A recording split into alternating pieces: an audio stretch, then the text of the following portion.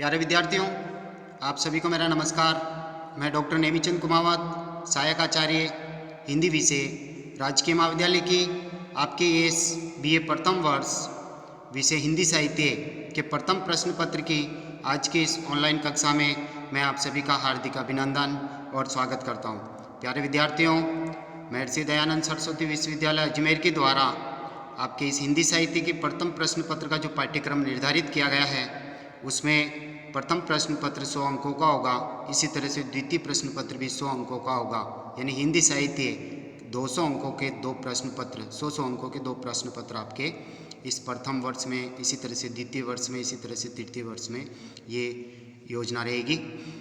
इस प्रथम प्रश्न पत्र में एक पाठ्यपुस्तक लागू की हुई है प्राचीन काव्य के नाम से, जिसके संपादक सत्यनारायण शर्मा जी हैं।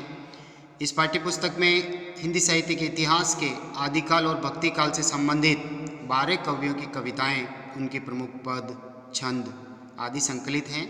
इस पाठ्यपुस्तक के आरंभिक 7 अध्यायों का हमने पिछली ऑनलाइन कक्षाओं में अध्ययन कर लिया है और हाल ही की 3-4 ऑनलाइन कक्षाओं से हमने आरंभ किया है 8वें अध्याय को, जो मलिक मोहम्मद जायसी पर आधारित हैं। जायसी जी ने जायसी वैसे भक्तिकाल की निर्गुण काव्य धारा के प्रेम मार्गी सूफी संत कवि हैं। इन्होंने पद्मावत नामक महाकाव्य लिखा, जिसका नामकरण भी नायिका के आधार पर हुआ है। मसनवी शैली का इसमें प्रयोग हुआ है, दोहा चौपाई शैली, साथ ही अवधी भाषा का इसमें प्रयोग हुआ है। यहाँ नागमती वियोग वर्णन खंड जो एक अध्याय है पद्मावत का, वो पूरा पूरा आपके यहाँ दिया हुआ है। इसमें 12 मासा वर्णन के आधार पर, 12 महीने की ऋतुओं के आधार पर नागमती का वियोग वर्णन यहाँ चित्रित किया हुआ है। नागमती जो चित्तौड़ के राजा रत्नसेन हैं, उनकी विवाहिता एक आदर्श भारतीय नारी हैं और एक हीरामन तोता पद्मावती की रूप सौंदर्य का वर्णन राजा रत्नसेन के समक्ष करता और राजा रत्नसेन उसके ऊपर मोहित हो जाते हैं और वो सिंगल द्वीप पर्वत की ओर राजा गंधर्वसेन की अनिद्य सुंदरी पुत्री पद्मावती को प्राप्त करने के लिए चल पड़ते हैं।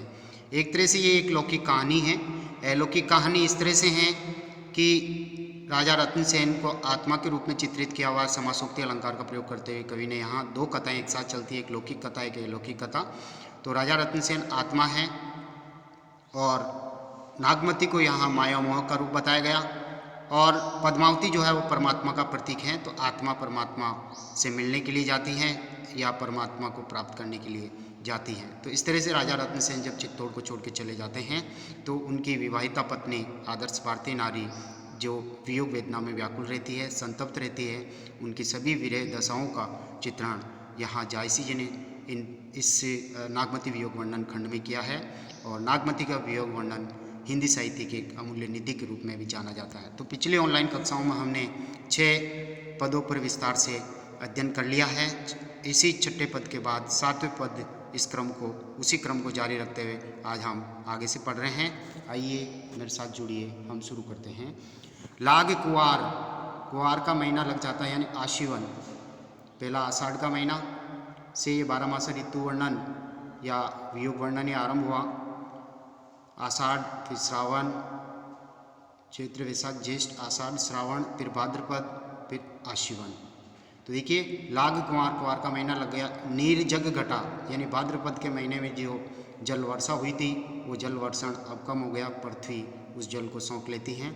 अबो आओ कंत तन लटा, हे मेरे प्रियतम अब तो तुम इस आशीवन महीने में तो घर आ जाओ। मेरा शरीर पूरी तरह से लुट चुका है, शिथिल हो चुका है, सौंदर्यहीन हो चुका है। तो ही देखे पीऊ पलवे कैया, अर्थात हे प्रियतम तूने देखने से मेरा शरीर पुनः पनप सकता है। उतरा चित्तू बहुरी करूँ मैया, अर्थात यदि आपने मुझे चित्त से उतार दिया है, मन से भुला दिया है, तो बहुरी दोबारा करो यन करो मैया यानी दया, तुम दोबारा मेरे ऊपर दया करो ताकि मेरे जीवन में पुनः खुशियाँ आ जाए। अगली पंक्ति को देखिए। चित्रा मित्र मीन कर आवा, अर्थात चित्रा नक्षत्र का मित्र चंद्रमा जो है वो मीन राशि में प्रवेश कर चुका है, यानी प्रकृति में परिवर्तन हो रहा है। पपैया पीऊ पुकारत पावा, और पपैया नित्य दिन पीऊ पीऊ पुकारते हुए स्वाति नक्षत्र की बूंदों से उसने अपनी प्यास बुझा ली है, यानी उसने भी अपने प्रिय स्वाति नक्षत्र के जल को प्राप्त कर लिया है। स्वामी को प्राप्त कर लिया है, नहीं किया तो मैंने मेरे प्रियतम को प्राप्त नहीं किया अभी तक। हुआ अगस्त और अगस्त्य के उदय से हस्तिगण गाजा अर्थात हस्त नक्षत्र का मेघ भी गर्जना करने लग गया है। तुरय प्लानी चढ़े रन राजा, और राजा और प्रजा में भी परिवर्तन हो रहा है। राजा भी युद्ध की तैयारी कर रहे हैं, उनमें भी परिवर्तन आ रहा है। तुरय यानी घोड़े पर, प्लानी यानी घोड़े पर जीन कस करके वह भी युद्ध की तैयारी करने लगे हैं। यानी चारों ओर प्रकृति में परिवर्तन हो रहा है। मेरे जीवन में कोई बदलाव अभी तक नहीं आया। स्वाति बूंद चातक मुख परे अर्थात स्वाति नक्षत्र की बूंदें चातक पपैये के मुख में गिर गई है, और उसने जो प्यास अभी तक रोक रखी थी उसकी प्यास भी बुझ गई है। समुद्र सीप मोती सब भरे, और समुद्र में जो सीपियाँ खुली हुई थी, स्वाति नक्षत्र की बूंदें यानी बादलों की बूंदें उसमें गिरने से वह मोती के रूप में परिवर्तित हो गई है।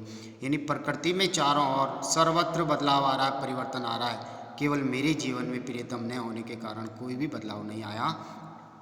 सरवर संवरी हंस चली आए, सरवर यानी तालाब जो पहले सूख चुके थे, लेकिन धरती जो है आकाश से प्रेम करती है, और आकाश जो है बादलों के रूप में धरती माता पर प्रेम जल की वर्षा करते हैं, जिससे तालाब पूरी तरह से भर गए हैं। और वह तालाबों पर भी अब उनके किनारों पर हंस पक्षी चल के आए हैं और वो क्रीड़ाएँ कर रहे हैं। सारस कुलरई खंजन देख आए, और सारस पक्षी भी क्रीड़ाएँ करते हुए नजर आ रहे हैं, उनमें भी प्रेम भावना मौजूद है, संयोग श्रृंगार मौजूद है। खंजन पक्षी भी अब दिखने लगे हैं। भा प्रगास कांस बन फूले, और वर्षा होने के उपरांत इस आश्विन के महीने में 34 प्रकाश हो गया है, और जो कांस होती है, जो दूब होती है, दूब का एक प्रकार कांस, उस पर भी सफ़ेद रंग के पुष्प खिल चुके हैं, वो भी प्रफुल्लित हो गई हैं।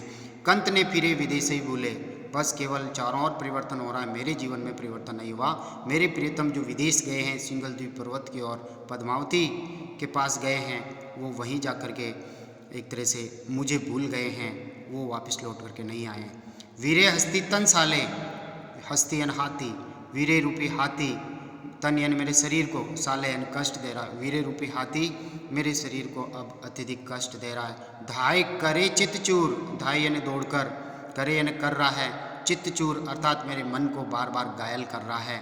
बेगी आई पीऊ, हे प्रियतम, नागमती प्रियतम से प्रार्थना करती कि हे प्रियतम तुम शीघ्रता से आ जाओ।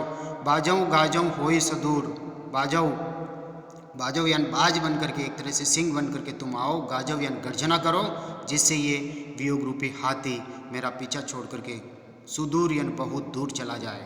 अर्थात नागमती प्रियतम का सानिध्य चाहती है, प्रियतम का सहयोग चाहती है, प्रियतम के प्रेम को पाना चाहती है। इसलिए वह कई रूपकों का, दृष्टांतों का और उत्प्रेक्षाओं का प्रयोग करते हुए अपनी बात को अपने प्रियतम तक पहुंचाना चाहती है। यहाँ उसको बार बार चिंता हो रही है कि मेरे प्रियतम क्यों नहीं लौट करके आए। सारी प्रकृति में परिवर्तन हो रहा है, लेकिन मेरे जीवन में कोई बदलाव नज़र नहीं आ रहा है। ये 7वां पद था। अब हम 8वें पद को आरंभ करने जा रहे हैं। अब आश्विन के बाद में कार्तिक का महीना लग जाता है, जिसमें चंद्रमा, शरद ऋतु का चंद्रमा जो है अपनी पूरी चांदनी चारों ओर फैलाता है। तो कार्तिक शरद चंद उजियारी, अर्थात कार्तिक के महीने में शरद ऋतु जो एकदम स्वच्छ पावन आकाश होता है, उसमें चंद्रमा की चांदनी चारों ओर फैल जाती है। जग शीतल हों वीरे जारी, अर्थात चंद्रमा की इस शरद ऋतु में चंद्रमा की चांदनी से सारा संसार शीतल है, उसको शीतलता दिखाई दे रही है। लेकिन नागमती कह रही है कि हों वीरे जारी, मैं तो वियोग वेदना में जल रही हूँ, भले ही संसार शीतल हो। यहाँ विरोधाभास है। 14 करा चांद प्रकाशा, अर्थात चंद्रमा जो है अपनी 14 कलाओं से युक्त होकर के प्रकाशित हो रहा है, अपनी शरद ऋतु में चांदनी को फैला रहा है। जनऊ जरे सब धरती आकाशा, और सारे संसार के लोगों को तो ऐसा लगता है कि शरद ऋतु में चंद्रमा की चांदनी से चारों ओर शीतलता फैल गई है। लेकिन उत्प्रेक्षा अलंकार का प्रयोग करते हुए कवि यहाँ नागमती की भावनाओं को व्यक्त कर रहे हैं। नागमती कह रही है जनऊ अर्थात मानो, जरे यानी जल रहे हैं, सब धरती आकाशा, अर्थात धरती और आकाश मुझे तो सब जलते हुए नजर आ रहे हैं, क्योंकि मेरा जीवन नीरस और का है। मेरे जीवन में मेरे प्रियतम का कोई आगमन नहीं है। प्रियतम अभी तक आकर के उन्होंने मुझे दर्शन नहीं दिए, इसलिए वियोग वेदना से संतप्त नागमती नायिका को धरती और आकाश जलते हुए दिखाई दे रहे हैं। यहाँ भी विरोधाभास है।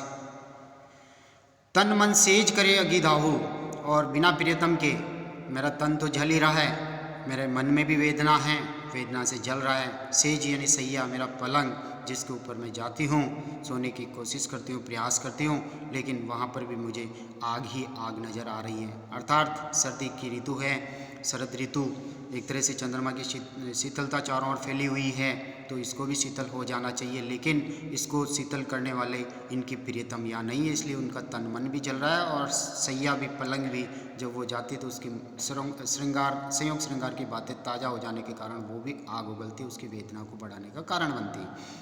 सब के चंद भयो मोही राहु, और सब लोग शरद ऋतु में इस चंद्रमा को चंद्रमा कह रहे हैं, शरद ऋतु का चांद कह रहे हैं, शीतलता देने वाला कह रहे हैं, सबको खुशियाँ फैलाने वाला कह रहे हैं। लेकिन नागमती कह रहे हैं कि मेरे जीवन में प्रियतम नहीं है, इसलिए मेरे लिए तो ये चंद्रमा राहु सिद्ध हो रहा है, जो बार बार मेरे जीवन को ग्रस रहा है, मुझे कष्ट दे रहा है। चौखंड लागे अंधियारा, इसलिए नागमती कह रही है मुझे तो चारों खंडों में, यानी आकाश, एक तरह से चारों दिशाओं में, मुझे जहाँ जहाँ तक मेरी दृष्टि जाती है मुझे तो अंधकार से परिपूर्ण लगते हैं, जबकि लोग कहते हैं कि चंद्रमा, शरद ऋतु में चंद्रमा की चांदनी से चारों ओर रोशनी फैल गई है।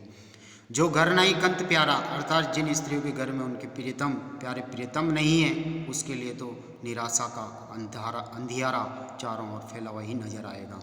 अबू निष्ठुर आओ यही बारा, हे निष्ठुर प्रियतम अब तो तुम आ जाओ, कितना तुमने इंतजार करा दिया, तुम अभी तक मुझे दर्शन नहीं दिए, तुम अभी तक लौट करके नहीं आए, इस बार इस अवसर पर तो तुम आ जाओ। इसी तरह से कई दीपावलियाँ और कई वर्ष बीत गए, परब देवारी होई संसारा, परब यानी पर्व, देवारी यानी दीपावली का पर्व पूरे संसार में हर्षोल्लास के साथ मनाया जा रहा है, लेकिन मेरे जीवन में दीपावली का पर्व बिना आपके खुशियों से मैं कैसे मना पाऊंगी। सखी झूमक गावे अंग मोरी, और इस दीपावली के पर्व को मनाने के लिए सखियाँ झूम झूम करके अंग मरोड़ मरोड़ के मंगल गीत गाती है, आमोद प्रमोद की गीत गाती है। हों जुराव, अर्थात मैं सूख रही हूँ, बिछुरी मोरी जोरी, अर्थात मेरी जोड़ी तो बिछुक चुकी है, इसलिए मैं वियोग वेदना के कारण सूखती जा रही हूँ, वियोगाग्नि में सूख रही हूँ। जय घर पीयूषो मनोरथ पूजा, और जिन स्त्रियों के घर पे, जिन नायिकाओं के घर पे उनके प्रियतम मौजूद हैं, वो तो जोड़े के साथ में लक्ष्मी का पूजन करते हैं और अपनी इच्छाएं पूर्ण करते हैं। मौके विरह सौती दुख दूजा, मेरे लिए तो ये वियोग वेदना का एक तरफ ये दुख है, और दूसरी ओर सौत पत्नी यानी राजा रत्नसेन पद्मावती के रूप सौंदर्य को सुनकर के उस पर मोहित होकर के उसको लेने के लिए चल पड़े हैं, इसलिए मेरे लिए तो ये सौत पत्नी का दूसरा दुख भी मौजूद है। दो दो दुखों को मैं झेल रही हूँ, जबकि मेरी जो सखियाँ हैं वो अपने प्रियतमों के साथ में मनोकामना पूर्ण करने के लिए पूजाएं करती है और इच्छाएं पूर्ण करवाती है। सखी माने त्यौहार सब, मेरी सारी सखियाएँ जो है इस दीपावली के त्यौहार को मना रही है अत्यंत हर्षोल्लास और प्रसन्नता के साथ। गाय देवारी खेली, यानी दीपावली के लक्ष्मी के पूजन के सुंदर सुंदर गीत गा रही है और खेल क्रीड़ा में मग्न है, आमोद प्रमोद में मग्न है, लेकिन मेरा जीवन मेरे प्रियतम के बिना सूखता जा रहा है। मैं वियोग वेदना से अत्यंत संतप्त हूँ, और मेरे लिए अब ये त्यौहार जो है ऐसे ही हो रहा है, त्यौहार का ये समय ऐसे ही हो रहा है। हो कहाँ गाऊँ कंत बिनु, अर्थात मैं किसके लिए गाऊँ, किसके लिए मंगल कामना करूँ, बिना कंत के, बिना कंतियन स्वामी, बिना प्रियतम के कैसे मैं मंगल गीत गाऊँ। रही चार सिर मेली, बस केवल पश्चाताप ही कर रही हूँ, जो राख है, मिट्टी है, उसको सिर पे रख करके मैं मलती रहती हूँ, अर्थात पश्चाताप ही व्यक्त करती हूँ कि मेरे प्रियतम लौट करके क्यों नहीं आए। इस दीपावली के पर्व पर तो उस निष्ठुर निर्दयी प्रियतम को लौट करके आ जाना चाहिए। तो प्यारे विद्यार्थियों, ये 7वां और 8वां पद, इन 2 पदों का अध्ययन हमने इस ऑनलाइन कक्षा में किया है। अगली जो ऑनलाइन कक्षा होगी उसमें हम 9वें और 10वें पद का हम विस्तार से अध्ययन करेंगे। प्यारे विद्यार्थियों, मैंने बार बार आपको ये कहा है कि ये जितने भी वीडियोज हम ऑनलाइन जो रिकॉर्डिंग कर रहे हैं, ये कॉलेज की यूट्यूब चैनल पर हम अपलोड कर रहे हैं। साथ ही वहाँ प्रत्येक विषयवार एक प्लेलिस्ट भी हमने तैयार कर रखी है। आप वहाँ से ओपन करेंगे प्लेलिस्ट को, तो सारे उस विषय के सारे वीडियोज आपके सामने ओपन हो जाएंगे। आप अपना ऑनलाइन अध्ययन जारी रख सकते हैं। साथ ही इन प्लेलिस्ट का, जो यूट्यूब चैनल की जो प्लेलिस्ट है, उनका लिंक भी हम आपके व्हाट्सएप ग्रुप में शेयर कर रहे हैं। आप वहाँ से भी इनको ओपन करके अपना ऑनलाइन अध्ययन का कार्य जारी रख सकते हैं। साथ ही जो विद्यार्थी अभी तक यूट्यूब चैनल से जुड़े नहीं हैं, यानी व्हाट्सएप ग्रुप से जुड़े नहीं हैं, अपने फ़ोन नंबर अभी तक उन्होंने सेंड नहीं किए, तो कृपया सेंड कर दें ताकि हम उनको व्हाट्सएप ग्रुप से जोड़ दें, ताकि उन्हें इन ऑनलाइन कक्षाओं का फ़ायदा मिल सके। और यदि कोई विद्यार्थी पहली बार इन ऑनलाइन वीडियोज़ को देख रहे हैं तो इन्हें लाइक ज़रूर करें, इन्हें सब्सक्राइब ज़रूर करें, क्योंकि आप सब्सक्राइब करेंगे तभी महाविद्यालय में आपकी ऑनलाइन उपस्थिति सुनिश्चित हो सकेगी। तो प्यारे विद्यार्थियों, अगली ऑनलाइन कक्षा के लिए आप इंतज़ार करें। जय हिंद, जय भारत, थैंक यू। बहुत बहुत धन्यवाद आपको।